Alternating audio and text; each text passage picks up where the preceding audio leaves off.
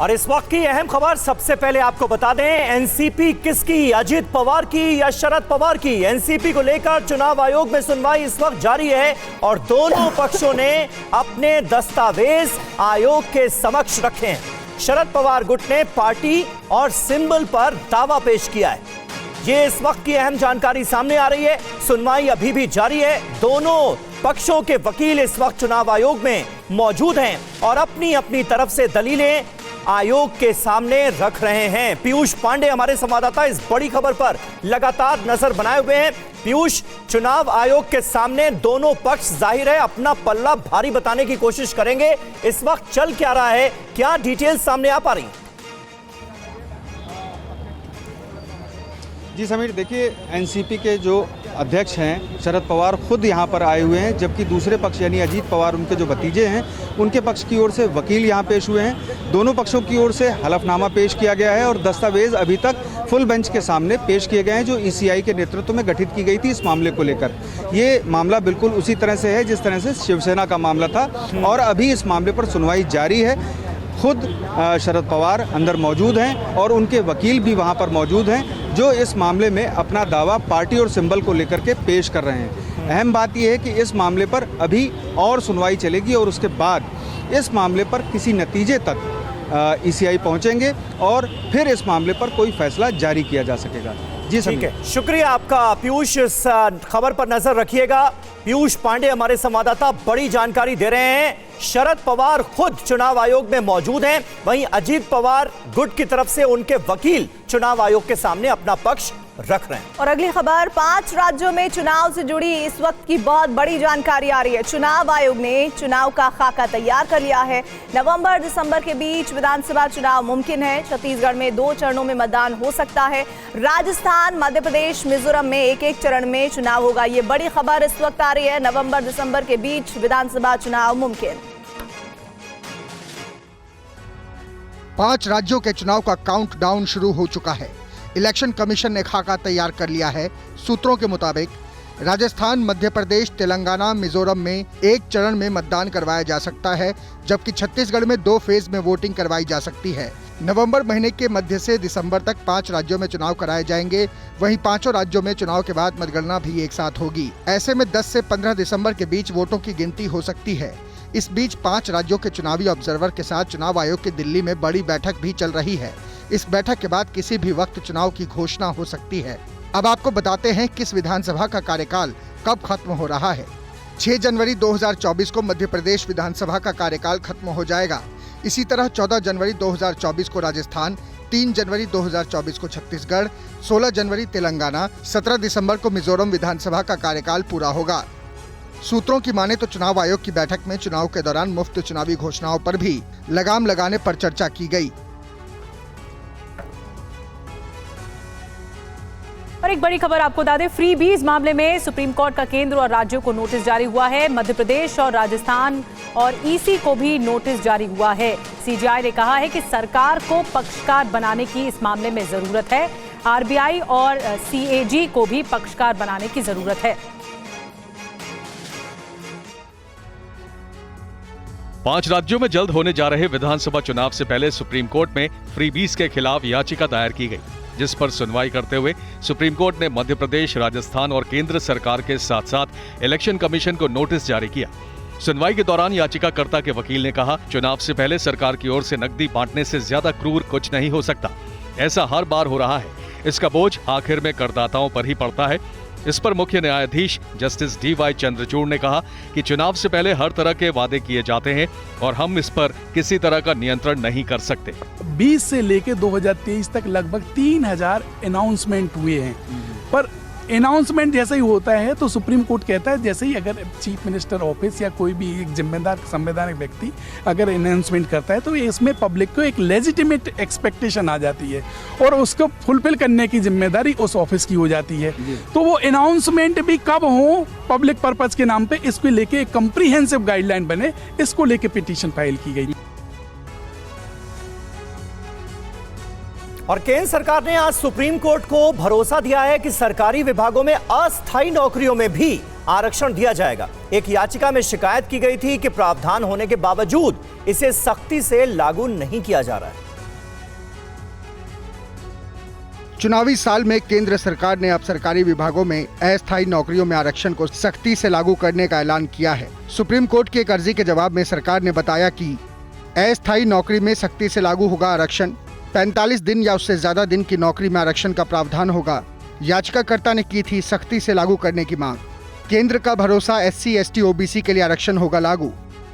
अस्थायी नौकरियों में SC, ST, OBC आरक्षण सही से लागू करने की मांग को लेकर एक याचिका दाखिल की गई थी, जिसके जवाब में केंद्र सरकार ने कोर्ट में बताया कि 2022 में भारत सरकार ने इसकी जानकारी दे दी थी। अस्थायी नियुक्तियों में आरक्षण की व्यवस्था 1968 से लागू है। इसे लेकर 2018 और 2022 में भी निर्देश जारी हो चुके हैं। याचिका में इस मुद्दे पर बनी संसदीय समिति की एक रिपोर्ट का हवाला दिया गया था और बताया गया था कि प्रावधान होने के बावजूद इसे सख्ती से लागू नहीं किया जा रहा था। अब सरकार ने कोर्ट के सामने सुनिश्चित किया है कि इसे सख्ती से लागू किया जाएगा। अदालत ने भविष्य में इसके लागू नहीं करने की स्थिति में कानूनी सहारा लेने का निर्देश दिया है। और एक अहम जानकारी, छत्तीसगढ़ में प्रधानमंत्री मोदी करेंगे 5 रैलियां। चुनावी तारीखों के ऐलान के बाद मोदी करेंगे रैली। छत्तीसगढ़ के हर संभल में वो रैली करेंगे। रायपुर, बिलासपुर, दुर्ग संभाग में ये मोदी की रैलियां होनी है। बस्तर, सरगुजा संभाग में होगी पीएम की रैली।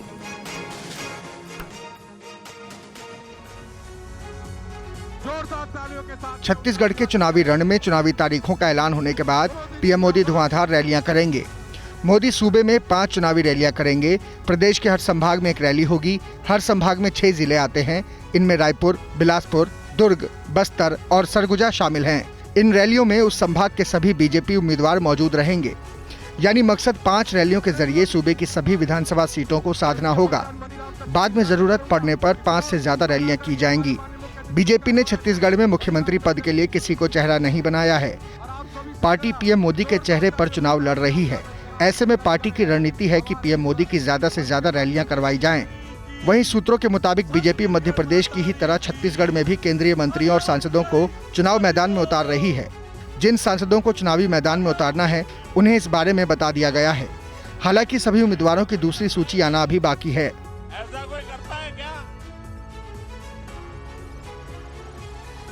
वहीं छत्तीसगढ़ के कांकेर की रैली में प्रियंका गांधी ने आज प्रधानमंत्री मोदी की गारंटी पर सवाल उठाया है और कहा है कि आज तक उन्होंने जो भी गारंटी दी वो पूरी नहीं हुई।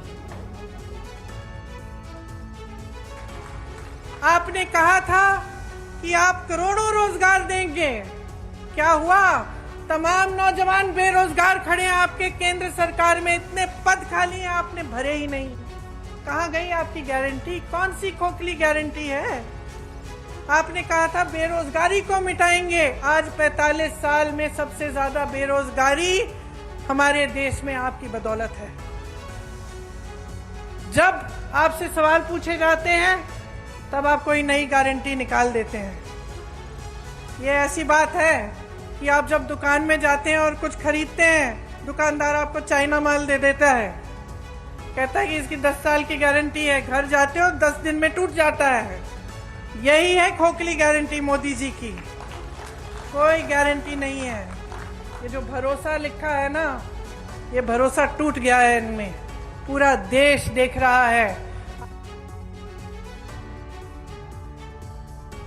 और बीजेपी के दिग्गज नेता और मध्य प्रदेश की इंदौर 1 विधानसभा सीट से प्रत्याशी कैलाश विजयवर्गीय ने एक बार फिर बड़ा बयान दे दिया है। विजयवर्गीय ने ऐलान किया है कि जिस बूथ से कांग्रेस प्रत्याशी को एक भी वोट नहीं मिलेगा, उस बूथ अध्यक्ष को वो इनाम देंगे। विधानसभा चुनाव के लिए प्रत्याशी बनाए जाने पर आश्चर्य जाहिर करने वाले बीजेपी के फायर ब्रांड नेता कैलाश विजयवर्गीय धुआंधार प्रचार में जुटे हैं। इस बीच उनके बयान खूब सुर्खियां बने हुए हैं। कैलाश विजयवर्गीय का सबसे ताजा बयान सुनिए। भारतीय जनता पार्टी को आशीर्वाद दीजिए, कांग्रेस को इस वार्ड से एक भी वोट नहीं जाए। मैंने घोषणा की है, जिस पोलिंग बूथ पे एक भी वोट कांग्रेस को नहीं मिलेगा, उस बूथ के अध्यक्ष को 51,000 रुपए दूंगा मैं। 51,000, एक भी वोट नहीं मिलेगा। तो आप सब प्रयास करिए कि यहाँ से कांग्रेस को वोट नहीं मिले। कैलाश विजयवर्गीय भले इस बात का दावा करें कि इनाम के ऐलान से उनके कार्यकर्ताओं का उत्साह बढ़ेगा, लेकिन उन्हें ये भी ध्यान रखना होगा कि उनके कार्यकर्ता जोश जोश में कहीं होश ना खो दे और कांग्रेस को वोट देने से रोकने के लिए उग्र रवैया ना अपना ले। मध्य प्रदेश में राजनीतिक सरगर्मी काफी तेज है। विधानसभा चुनाव का काउंटडाउन शुरू हो चुका है। जल्द ही तारीखों का ऐलान हो सकता है, लेकिन इंदौर की ग्रामीण विधानसभा सीट पर प्रत्याशी को लेकर अंदरूनी घमासान मच गया है।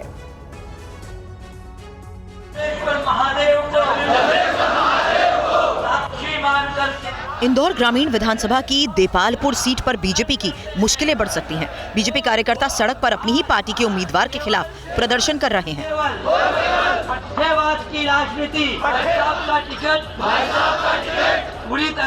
बीजेपी कार्यकर्ता अपनी पार्टी से ऐसे उम्मीदवार को टिकट देने से खफा हैं जो पहले 2 बार हार चुका है।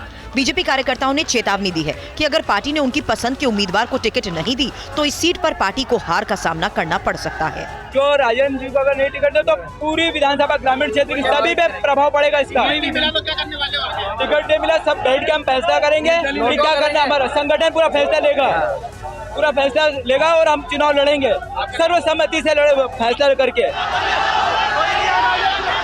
2018 के विधानसभा चुनाव में कांग्रेस के विशाल पटेल ने बीजेपी के मनोज पटेल को करीब 9000 वोटों से हराया था, लेकिन बीजेपी में सीट को लेकर जारी घमासान बीजेपी को नुकसान पहुंचाता है या फिर देपालपुर सीट की परंपरा दोहराता है, ये तो नतीजे ही बताएंगे। और बिहार जातिगत सर्वे की रिपोर्ट सार्वजनिक करने के मामले में सुप्रीम कोर्ट ने बिहार सरकार से जवाब तलब किया है। सुप्रीम कोर्ट में आंकड़े सार्वजनिक करने के खिलाफ याचिका दाखिल की गई थी। बिहार जाति जनगणना की रिपोर्ट सार्वजनिक करने की आपत्ति पर सुप्रीम कोर्ट में दाखिल की गई याचिका का जवाब बिहार सरकार को 4 हफ्ते के अंदर देना होगा, जिसके बाद सुप्रीम कोर्ट पूरे मामले में जनवरी 2024 में सुनवाई करेगा। आज अदालत ने जाति जनगणना को सार्वजनिक करने के मामले में बिहार सरकार को नोटिस दिया है। बिहार में जातीय जनगणना जो चल रही थी और जिसका रिपोर्ट बिहार सरकार ने पब्लिश किया है, आज उसके मुतालिक हम लोगों की याचिका पर नोटिस जारी किया बिहार सरकार को और बिहार सरकार से 4 सप्ताह के अंदर में हमारी याचिका पे जवाब मांगा है। अदालत ने आज जाति जनगणना सार्वजनिक करने पर सवाल उठाया। जब मामला लंबित था तो डेटा सार्वजनिक क्यों किया? सुप्रीम कोर्ट ने डेटा पर रोक लगाने से इनकार कर दिया है। जवाब के लिए जनवरी 2024 तक का समय दिया है। बिहार में हुई जाति जनगणना में जातियों के आंकड़े में छेड़छाड़ के भी आरोप लगे हैं। सुप्रीम कोर्ट में रिपोर्ट को सार्वजनिक करने के अलावा आर्थिक और सामाजिक स्थिति का जिक्र नहीं करने की भी शिकायत की गई थी।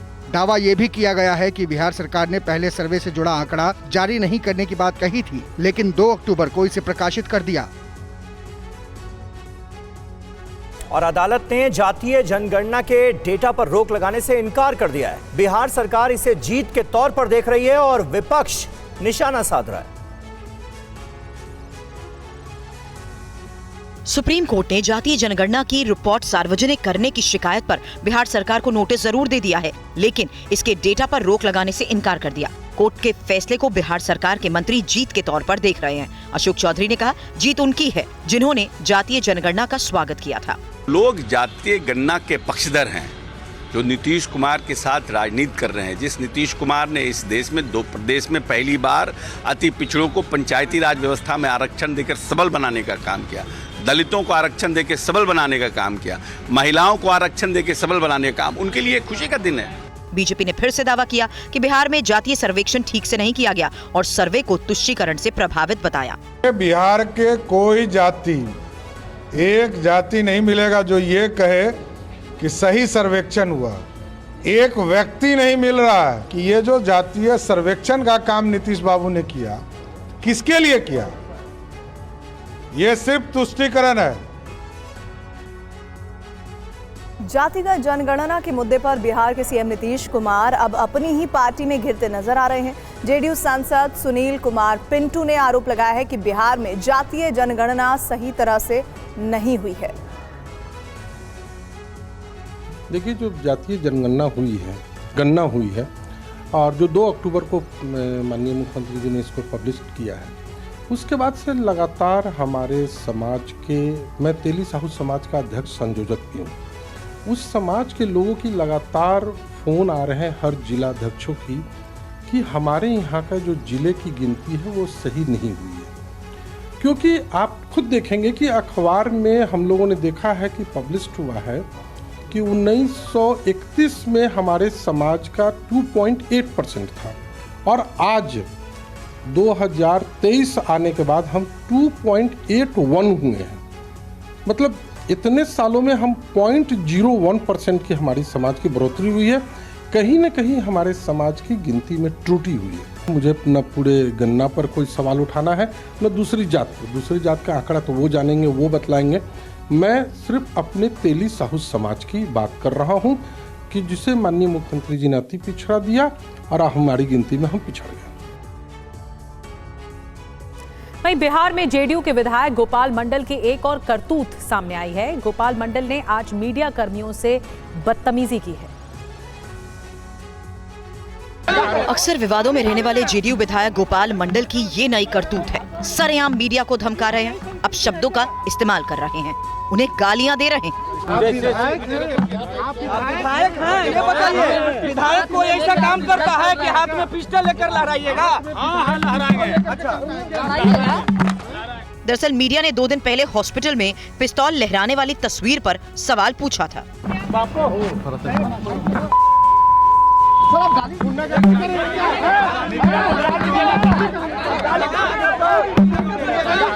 घटना के बाद जेडीयू बचाव की मुद्रा में आ गई, वहीं बीजेपी हमलावर है। हम लोगों के नेता बाबा साहब भीमराव अंबेडकर, महात्मा गांधी, लोहिया, जेपी कर्पूरी जी के विचारधाराओं पे चलने वाले लोग, पिस्टल गोली बारूद वाले लोग हम लोग नहीं है, हम लोग महात्मा गांधी वाले लोग। राजद और जदयू के लोग जो जंगल राज को जनता राज कह के गुंडा राज में तब्दील कर रहा है। और अब खबर दिल्ली से। शराब घोटाले में अब आम आदमी पार्टी के राज्यसभा सांसद संजय सिंह के 2 करीबियों को ईडी ने समन भेजा है और उन्हें पूछताछ के लिए बुला लिया है। सूत्रों के मुताबिक अब दोनों को संजय सिंह के सामने बिठाकर पूछताछ की जाएगी।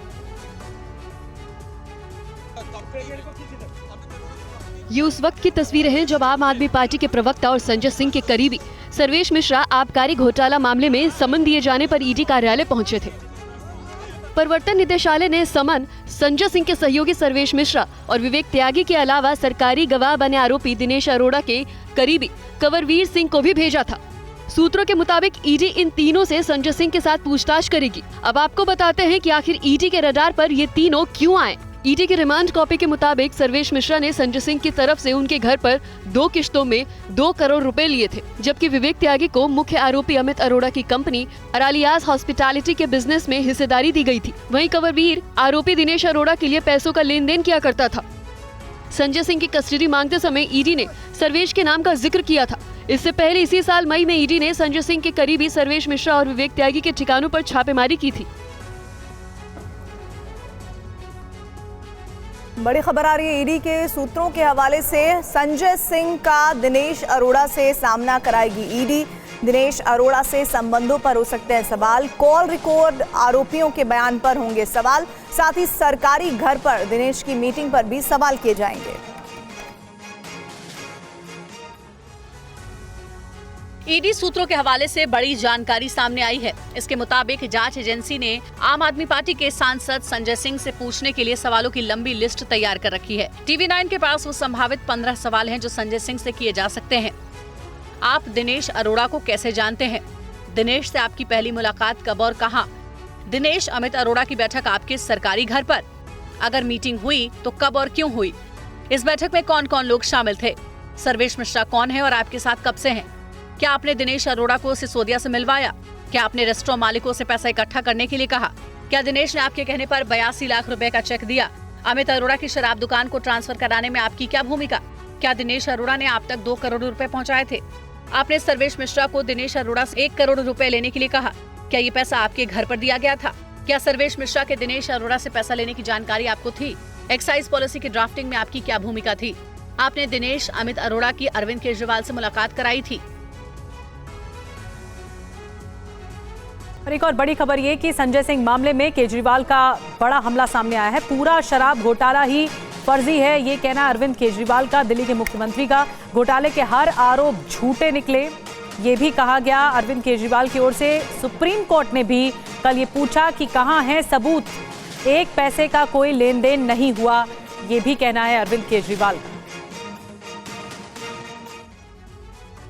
देखिए कि पूरा का पूरा इन्होंने हमारी इतनी जांच करा ली, कुछ निकला। बस घोटाला बोले, बस घोटाला हो गया, कुछ नहीं निकला उसमें, सारी जांच करा ली। बोले स्कूल के क्लासरूम बनाने में घोटाला कर दिया, सारी जांच करा ली, उसमें कुछ निकला। फिर बोले बिजली का घोटाला हो गया इतने 1000 करोड़ रुपए का, उसमें कुछ नहीं निकला। फिर बोले सड़कों के बनाने में घोटाला हो गया, उसमें कुछ नहीं निकला। पानी का घोटाला हो गया, उसमें कुछ नहीं। अब ये धीरे धीरे पता चल रहा है, कल सुप्रीम कोर्ट की सुनवाई आप सब लोगों ने सुनी कि ये पूरा शराब घोटाला भी फर्जी है। मैं तो शुरू से ही कह रहा था कि एक पैसे का कोई लेन देन नहीं हुआ। जज कल बार बार पूछते रहे, भाई कोई तो दिखाओ, एक पैसा तो दिखाओ, कहीं सबूत तो एक सबूत नहीं है इनके पास, एक सबूत नहीं है। तो पूरा का पूरा शराब घोटाला फर्जी है। थोड़े दिन के अंदर ये शराब घोटाला बंद हो जाएगा, एक और ले आएंगे।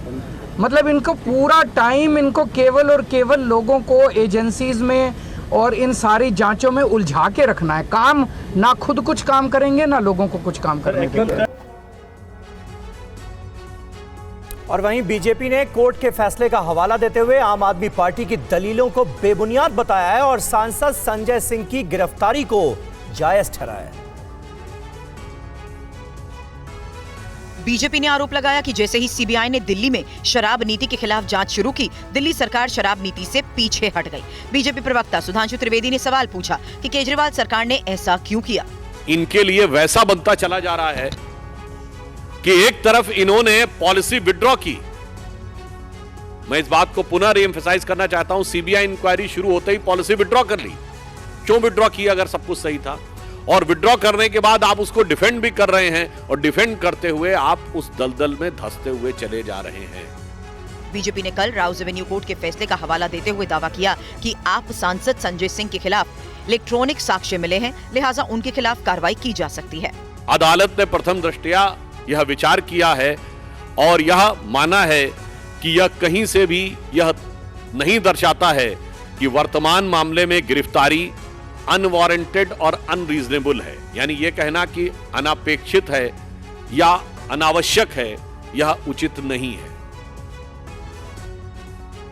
दिल्ली सरकार की मंत्री आतिशी ने संजय सिंह की गिरफ्तारी और ईडी के एक्शन पर टीवी 9 संवाददाता से खास बातचीत की है। जब से इंडिया अलायंस साथ आना शुरू हुआ, जब से इंडिया अलायंस बना, तब से प्रधानमंत्री नरेंद्र मोदी जी को समझ में आ गया है कि वो आने वाला लोकसभा चुनाव हारने वाले हैं। इसलिए तब से अपनी हार के डर से, अपनी हार की बौखलाहट से उन्होंने सीबीआई को, ईडी को, इनकम टैक्स डिपार्टमेंट को, इंडिया अलायंस के पार्टियों को पीछे छोड़ दिया। किसी दिन टीएमसी के नेताओं पर रेड होती है, किसी दिन कांग्रेस के नेताओं पर रेड होती है, कभी आम आदमी पार्टी के नेताओं पर रेड होती है, कभी डीएमके के नेताओं पर रेड होती है, कभी एनसीपी के नेताओं पर रेड होती है। ये प्रधानमंत्री नरेंद्र मोदी जी की बौखलाहट है, उनकी हार का डर है, जो वो एक के बाद एक इंडिया अलायंस के नेताओं को डराने की कोशिश कर रहे हैं, धमकाने की कोशिश कर रहे हैं। कल सुप्रीम कोर्ट की बहस में 1 रुपए के भ्रष्टाचार का सबूत भी ईडी नहीं रख पाई। इसका क्या मतलब है? इसका मतलब है ये सारा फर्जीवाड़ा है। 2024 में बीजेपी का विजय रथ रोकने के लिए एकजुट हुए विपक्षी गठबंधन इंडिया की एकजुटता पर सवाल खड़े हो रहे हैं। कांग्रेस ने संजय सिंह की गिरफ्तारी का विरोध तो किया, लेकिन इसी के साथ पंजाब में भगवंत मान सरकार पर भी कांग्रेस विधायक सुखपाल खैरा और पंजाब के पूर्व डिप्टी सीएम ओपी सोनी की गिरफ्तारी पर भी सवाल उठे। केसी वेणुगोपाल ने सोशल मीडिया प्लेटफॉर्म एक्स पर लिखा, ईडी द्वारा संजय सिंह की गिरफ्तारी भाजपा की बदले की राजनीति को दूसरे स्तर पर ले जाती है। हम इनके साथ पूरी एकजुटता के साथ खड़े हैं। इसी वजह से हम अखिल भारतीय किसान सभा के अध्यक्ष सुखपाल सिंह खैरा और पंजाब के पूर्व डिप्टी सीएम ओपी सोनी की गिरफ्तारी का भी विरोध करते हैं। पंजाब में आम आदमी पार्टी और कांग्रेस के बीच सुखपाल खैरा की गिरफ्तारी के बाद से तकरार बढ़ गई है। इस पर आतिशी से टीवी 9 ने सवाल किया कि पंजाब में हमारे नेताओं पर भी ऐसी कार्रवाई ना हो, उसको आप कैसे लेते हैं? देखिए, जैसा कांग्रेस की अपनी मर्जी है वो किस प्रकार का स्टैंड ले, लेकिन इंडिया अलायंस साथ है, इंडिया अलायंस साथ रहेगा और इंडिया अलायंस आने वाले लोकसभा चुनाव में प्रधानमंत्री नरेंद्र मोदी जी को हराएगा। इधर आम आदमी पार्टी ने दावा किया है कि मोदी सरकार इंडिया अलायंस से डर गई है और विपक्ष पर दबाव बनाने में ईडी सीबीआई का इस्तेमाल कर रही है। आपने अपने आरोपों के समर्थन में केंद्रीय एजेंसियों की ओर से की गई छापेमारी की लिस्ट भी जारी की है। आम आदमी पार्टी ने एक लिस्ट जारी की है जिसमें 5 अप्रैल से लेकर अभी तक विपक्ष के 13 बड़े नेताओं के यहां की गई ईडी और सीबीआई की छापेमारी का जिक्र है। इस लिस्ट में कांग्रेस की नेता सोनिया गांधी, राहुल गांधी, पी चिदम्बरम, एनसीपी शरद गुट के मुखिया शरद पवार, तमिलनाडु के सीएम और डीएमके प्रमुख एमके स्टालिन, समाजवादी पार्टी के नेता अखिलेश यादव, झारखंड के सीएम हेमंत सोरेन, पश्चिम बंगाल की सीएम ममता बनर्जी का नाम भी शामिल है। इसमें सबसे पहला नाम इसी साल 5 अप्रैल को की गई एमके स्टालिन के यहाँ आईटी छापेमारी का है। आम आदमी पार्टी अपने नेता संजय सिंह के घर ईडी की छापेमारी और उसके बाद उनकी गिरफ्तारी से बेहद नाराज है। वो बीजेपी और केंद्र सरकार के खिलाफ विरोध प्रदर्शन कर रही है, तो वहीं ईडी और सीबीआई और आईटी की छापेमारी पर सवाल उठा रही है। आपने आरोप लगाया कि केंद्र सरकार भ्रष्टाचार के खिलाफ नहीं है, वो इंडिया अलायंस के बाद ईडी सीबीआई का इस्तेमाल कर गठबंधन के नेताओं को दबाने की कोशिश कर रही है। आप नेता मनीष सिसोदिया भी दिल्ली शराब घोटाला केस में जेल में हैं और अब संजय सिंह की गिरफ्तारी पर आप और ज्यादा आग बबूला है। और जल्द राजस्थान में विधानसभा चुनाव होने हैं। इससे पहले मतदाताओं को साधने के लिए सियासी दलों की ओर से हर कोशिश हो रही है। तस्वीर आपको दिखा रहे हैं जयपुर की, जहां गौ सम्मेलन का आयोजन हुआ। यहां मुख्यमंत्री अशोक गहलोत के आने से पहले 100 से ज्यादा संतों को मंच पर बुलाया गया। इस दौरान मंत्री प्रमोद जैन ने संतों को 2100 रुपए लिफाफे में बांटे। ये तस्वीरें आपको दिखा रहे हैं। जो तमाम संत यहां पर बुलाए गए थे उनको 2100 रुपए लिफाफे में रखकर बांटे गए हैं और ये पैसे बांटे गए मंत्री प्रमोद जैन की तरफ से। तो ये तस्वीरें आप देखिए, जयपुर की ये तस्वीरें हैं जहां एक गौ सम्मेलन आयोजित किया जाता है। यहां मुख्यमंत्री अशोक गहलोत के आने से पहले जो कुछ हुआ वो कैमरे में कैद हुआ है। 100 से ज्यादा संत जो यहां पर बुलाए गए थे उनको राजस्थान सरकार में मंत्री प्रमोद जैन ने 2100 रुपए लिफाफे में रखकर बांटे।